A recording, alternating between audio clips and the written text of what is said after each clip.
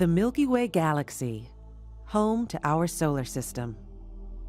It's believed our solar system formed at least 4.5 billion years ago when a huge cloud of dust and gas collapsed into a dense mass. That mass began to spin and flatten into a disk. The center grew hotter and hotter until finally a new star, our sun, was born. Leftover dust and gases continued to whirl around the sun and over millions of years form the planets and moons that make up our solar system. The sun is at the center. Its gravity binds the solar system together. It accounts for 99% of the solar system's mass.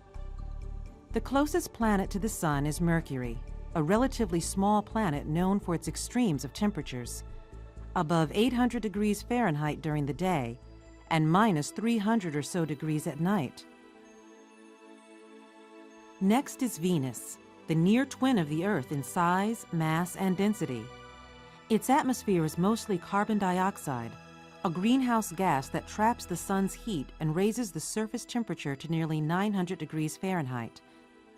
Clouds of sulfuric acid swirl above Venus's rocky surface.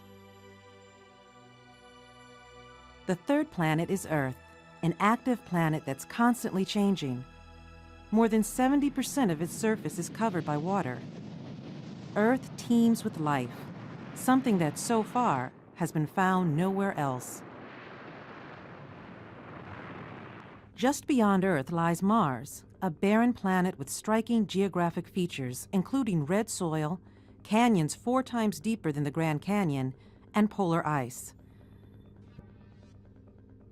Between Mars and the next planet is the asteroid belt, millions of rocky fragments, most no more than a mile across.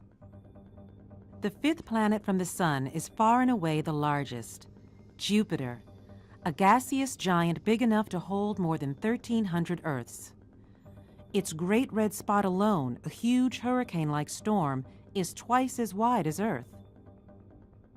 Saturn, the 2nd largest planet, is next, famous for its massive rings of ice and ice-covered particles.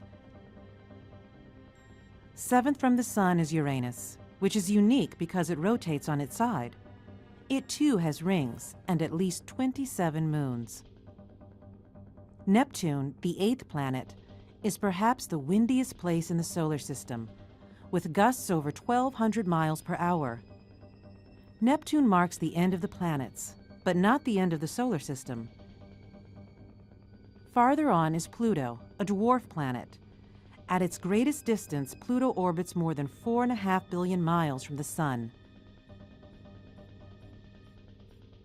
As vast and diverse as our solar system is, it's but one in a galaxy of billions of stars, in a universe comprised of billions of galaxies.